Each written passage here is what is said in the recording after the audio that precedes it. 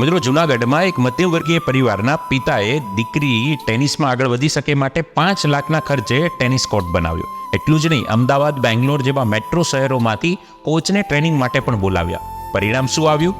પરિણામ એ આવ્યું કે 12.5 વર્ષની ઉંમરે આ જેન્સી નામની દીકરી ગુજરાતમાં પ્રથમ આવી. એટલું જ નહીં, નેશનલ, એશિયન જેવી ગેમ્સમાં પણ અનેક સિદ્ધિઓ આ દીકરીએ હાંસલ કરી છે.